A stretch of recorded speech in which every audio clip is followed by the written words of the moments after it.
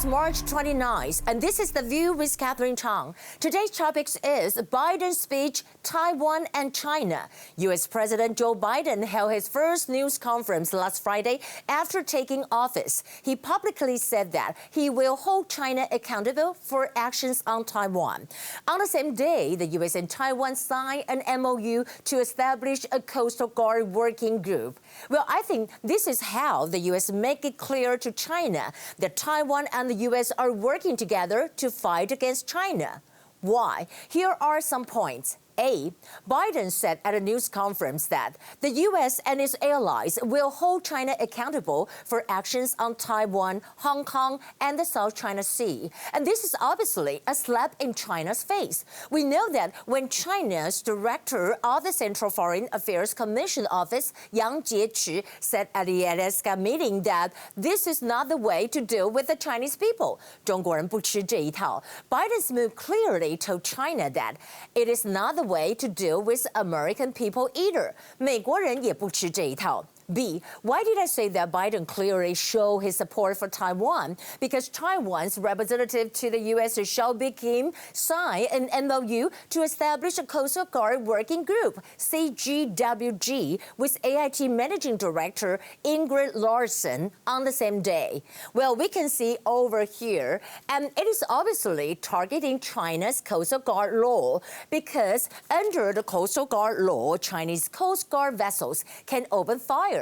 And it will be sensitive for the U.S. to use warships, so it kind of plans to use Coastal Guard vessels to cooperate with Taiwan and Japan. And the target is China for sure. C.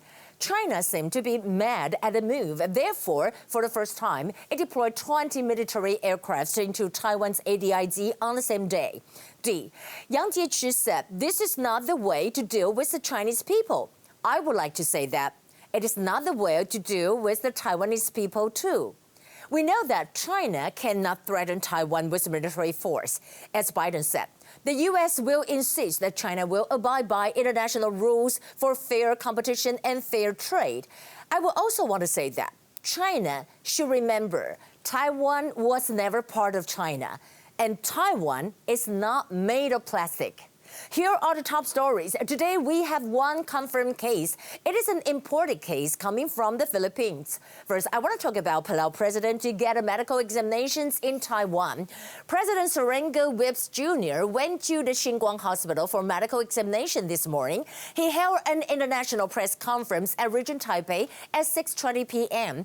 In addition, President Whips will meet with President Tsai tomorrow at 4 p.m. In addition, we know that U.S. envoy joined Palau President on Taiwan trip. We know that Palau President just visited Taiwan, arrived in Taiwan on travel bubble yesterday. He is accompanied by U.S. Ambassador John Hennessy Nyland. And this is the first time since 1979 U.S. and Taiwan broken ties that any U.S. ambassador has visited Taiwan. Well, there might be two reasons why the U.S. ambassador to Palau visit Taiwan. First, Palau is strategically important for both U.S. and Taiwan.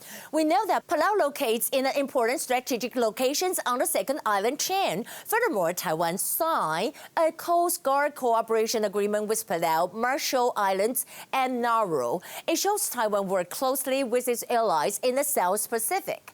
On the other hand, 20 Chinese military aircrafts into Taiwan's ADIZ last Friday. Well, it is the largest incursion since last year, where it happened on the day when Taiwan and U.S. signed Coastal Guard MOU. So we know that the U.S. expressed their deep concern over China's aggressive airborne operations and call on China to stop suppressing Taiwan.